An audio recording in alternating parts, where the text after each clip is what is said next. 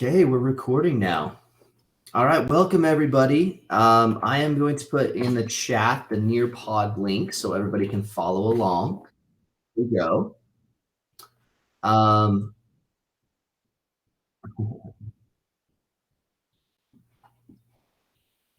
So if everybody gets into the Nearpod link, that'd be great.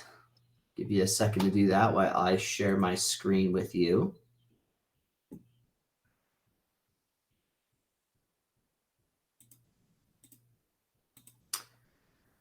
Okay, there we go. All right, so welcome everybody. This is the second week for personal finance. And so we're going to go over how the class is in a little bit, but I just want to remind everybody your little, this session is being recorded for learning purposes. The recording will be stored for a while.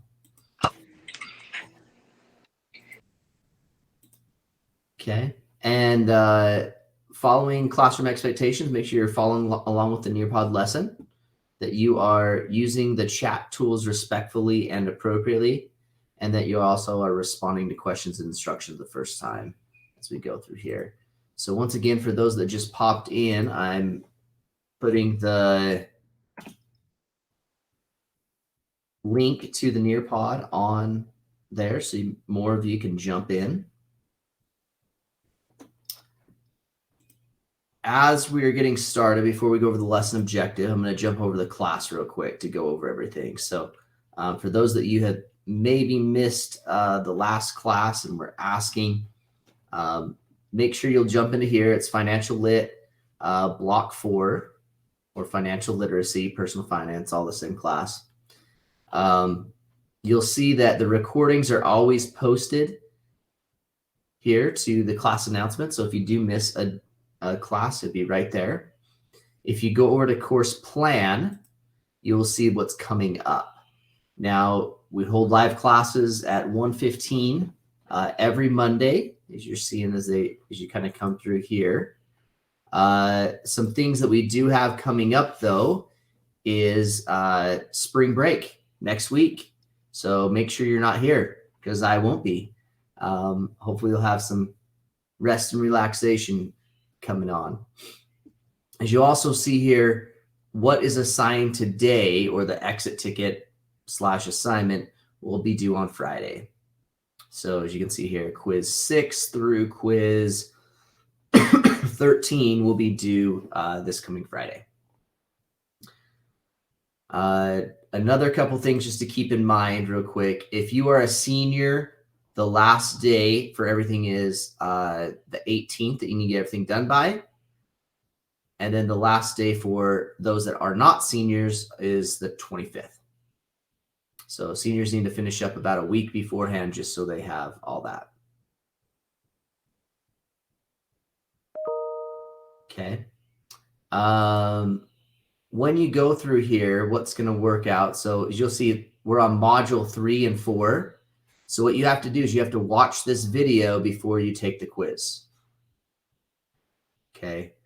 So hopefully that will help out. We're going to watch a couple of the videos in class today, but you got to basically watch the video and take the quiz and go through there. Yep, that's fine too. However you want to do it. Okay. All right, let's get over here to the lesson real quick. So the lesson objective today is, given quizzes in the OLS, students will accurately answer multiple choice questions about how setting goals affect personal financial planning and identify sources of income and specific employability skills with 80% accuracy across one trial. Okay. Oh, well, we already went over this, where you should be in the course. So we're going to skip that one. Okay, so the first thing we're going to do is we're going to watch this little video, and then we will have a little bit of discussion on it.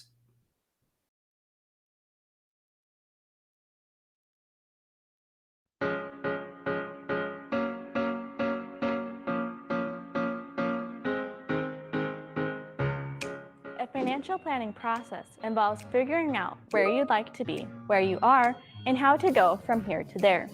More formally, a financial planning process means the following: defining goals, assessing the current situation, identifying choices, evaluating choices, choosing, assessing the resulting situation, redefining goals, identifying new choices, evaluating new choices, choosing, and assessing the resulting situation over and over again. Personal circumstances change and the economy changes, so your plans must be flexible enough to adapt to those changes, yet be steady enough to eventually achieve long-term goals. Defining goals. Figuring out where you want to go is a process of defining goals. You have shorter term 1 to 2 years, intermediate 2 to 10 years, and longer term goals that are quite realistic, and goals that are more wishful. Setting goals is a skill that usually improves with experience. According to a popular model, to be truly useful, goals must be specific, measurable, attainable, realistic, and timely, or SMART. Short-term goals include things like saving money in an emergency fund, increasing savings, and reducing debt. Intermediate goals include things like saving for a down payment on a house, saving to buy a car with cash, paying off student loan debt, or saving for a big trip or purchase. Long-term goals include saving for retirement, paying off a house, and saving for college for your children or grandchildren. Goals change over time, and certainly over a lifetime. Whatever your goals, however, life is complicated and risky, and having a plan and a method to reach your goals increases the odds of doing so. For example, after graduating from college, Alice has an immediate focus on earning income to provide for living expenses and debt from student loan obligations. Within the next decade, she foresees having a family. If so, she will want to purchase a house and perhaps start saving for her children's educations. Her income will have to provide for her increased expenses and also generate a surplus that can be saved to accumulate these assets.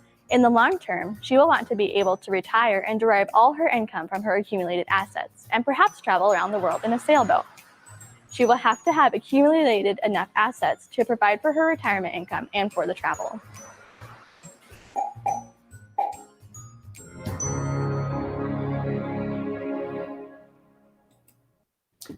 I don't know about you guys, but I could travel around the world in a sailboat, but not with cats. But if that's your goal, I guess that. All right, so here is a question that want to be discussed right now, okay? What are some goals you have set for yourself?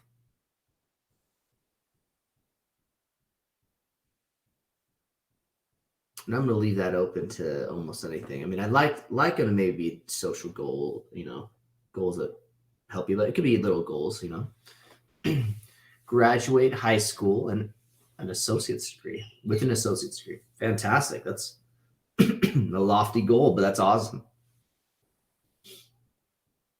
Moving out. Woo! That's a big goal. It's going to take some financial stuff, especially today. My parents are trying to get her to move out too, but she can't afford it right now. Travel across the U.S., America. I like that. Are you looking at moving across or just traveling? Because it'll be interesting because we're going to talk about cost of living in certain areas at the end of the lesson. So that ties in a little bit to it. Move my mom to her dream home in Scotland. Hey, that'd be cool. I have been over there. It's depends on where you live. Cities are a little rough, but you got those little cottage areas that are pretty cool. That'd be awesome. I have to save money to pay for trade school degree and to move out. Very good. Okay, so I said being economically successful with multiple income sources and travel the world.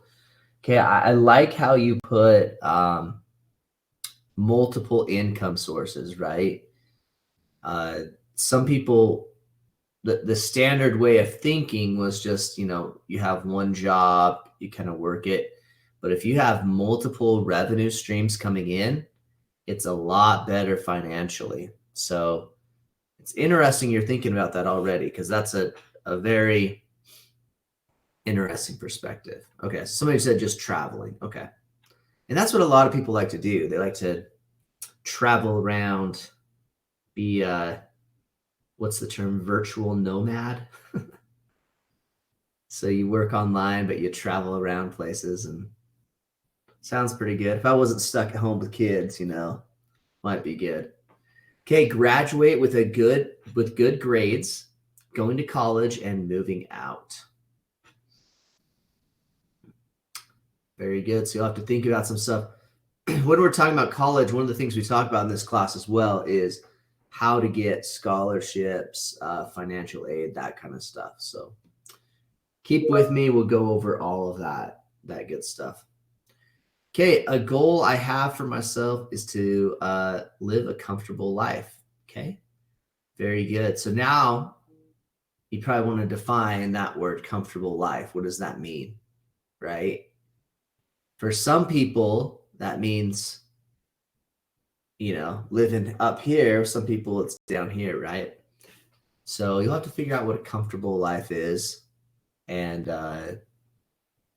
be able to do that. But I think that's what most people want to do, right? Live a comfortable life. But what kind of lifestyle do you want, right? So do you want a lifestyle where you can go eat out 2 to 3 times a week at, a nice restaurant, or is just, cooking home meals and that kind of stuff satisfying? And I'm not saying one's better than the other. I'm just saying you got to think of what you want as the quality of life and lifestyle. All right, let's move on here. So, what short-term financial goals do you have? I don't know why that was put there. That was probably in the wrong spot. I guess I got to move that. Okay, we're going to watch another video here real quick. Here we go.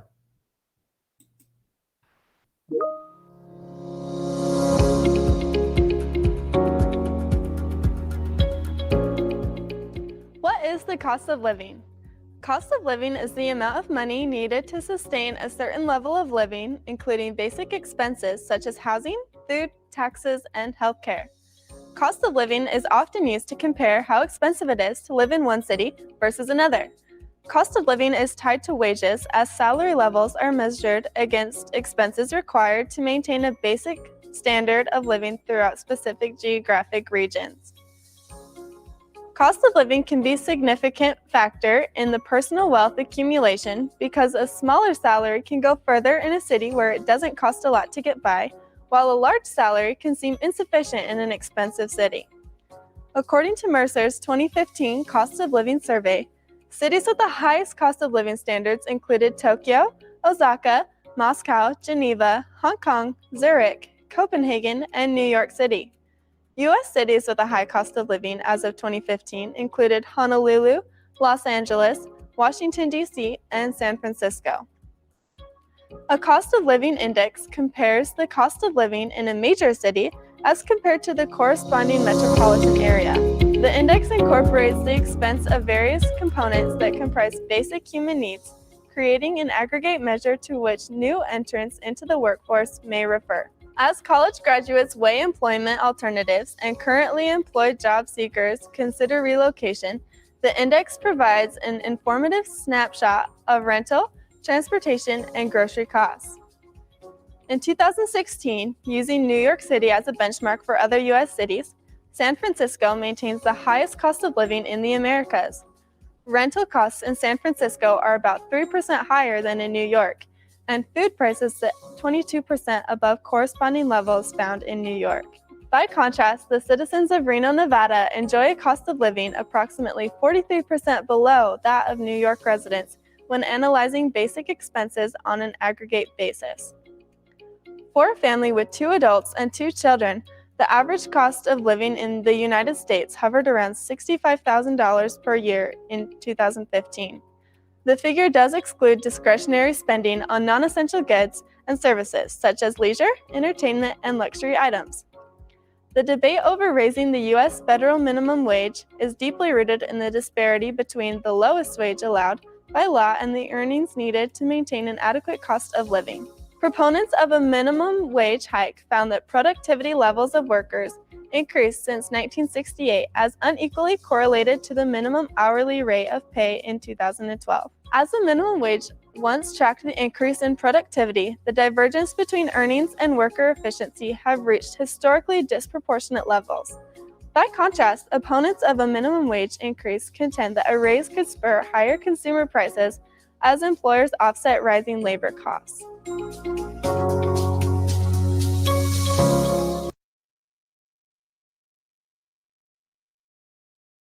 So this is something very significant, particularly as of right now. And one of the reasons why it is because you have inflation that is hitting us pretty crazy. So basically the cost of everything is going up. So what I'm going to do, I'm going to put in the chat here a link to go to.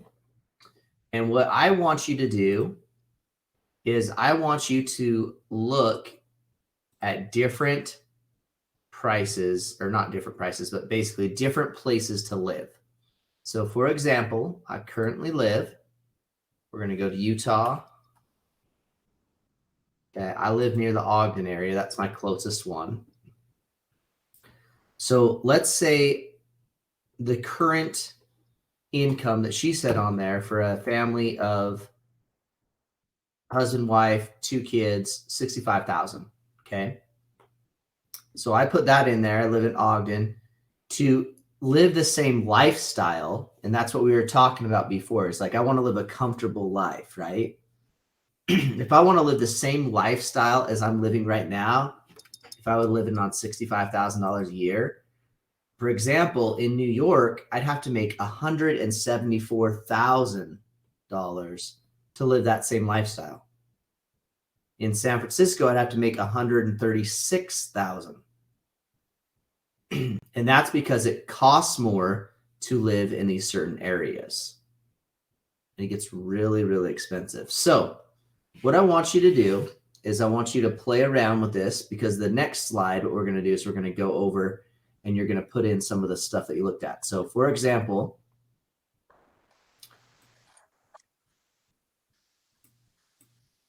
okay, he was off mute real quick. Okay, I'll mute everybody again. For example, I live near Ogden. So I can come here and say, okay, I want to move to Huntsville, Alabama. Okay, if I were to move to Huntsville, Alabama, I would have to make, it's 5% lower there, and it goes into different things, right? Like housing. The housing cost is a lot lower, right? Transportation is actually lower, but entertainment prices are higher. Healthcare costs are higher. But housing's a lot lower, 24% or 27%. Okay, so this is something you need to think about.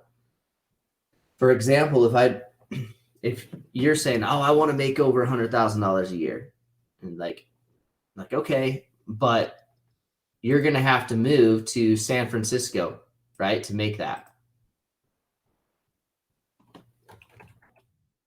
San Francisco, okay? So basically, say they're going to offer you that. So it's like you're only making $65,000 a year. So you can see how much higher it is. An average home price is $1.2 million in San Francisco. That's the average home compared to $355,000. So if you were to say, well, I could make $80,000 a year working at a tech company in Lehigh, or they would pay me $136,000 a year and I'd have to move to there, which is the better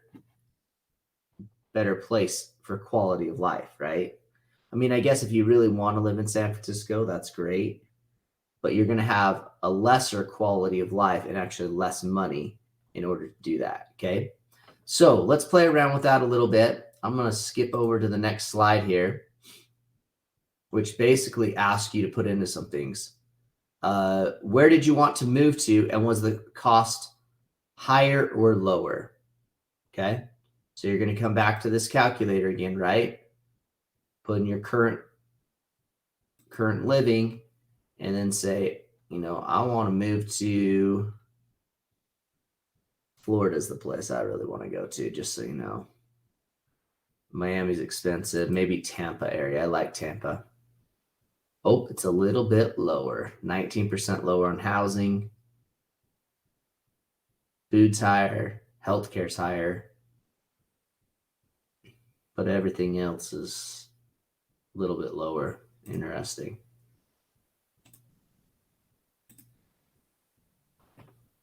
Okay, let's see what somebody put. Somebody said, I want to move to Orlando, Florida. The cost was 11% lower. Okay. So that might be an option for you. Especially if you're like on a fixed income.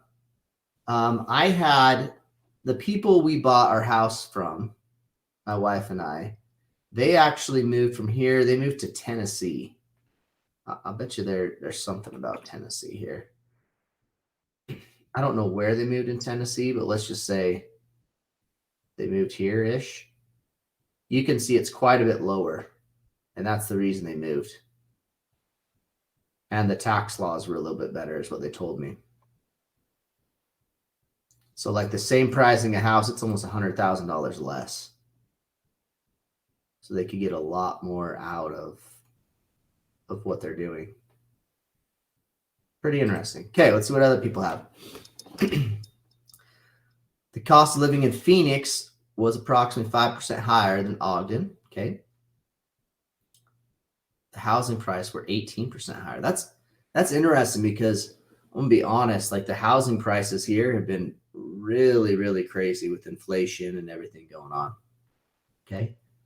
So I said I chose Alabama because I want to move out of the country. It was 28% lower. Okay. All right. Who else has some stuff? Let's put those on there. I always found it interesting, like Alaska.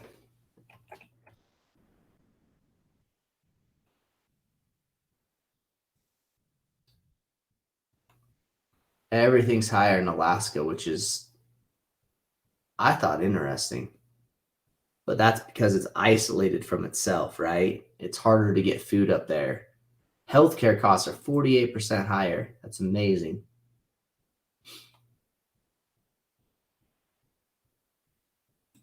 Wow. So something you really want to do your research on, okay? Somebody said, I want to move to Seattle. Costs was 60% higher. Yep. If you move to probably one of those big cities, Seattle, LA, New York, all those things, they're going to be higher. If you get in some of these places that are kind of a little bit off the grid a little bit, Alabama, Tennessee, that kind of stuff, you're looking at a little bit lower. Okay, well, this is something to definitely consider and something to think about as you're moving forward, guys. Okay, so that takes us to the very end here. Just to recap real quick, this week we need to complete all of Module 3. So that means quizzes 6 and 7, and then also Module 4, which is quiz 8, 9, 10, 11, 12, and 13. Okay. Let me know if you do have any questions or concerns. I'll stay after to help if you do. But other than that, I appreciate everybody coming, and we'll see you not next Monday because it's spring break, the Monday after that. So have a great day. See ya. Thank you.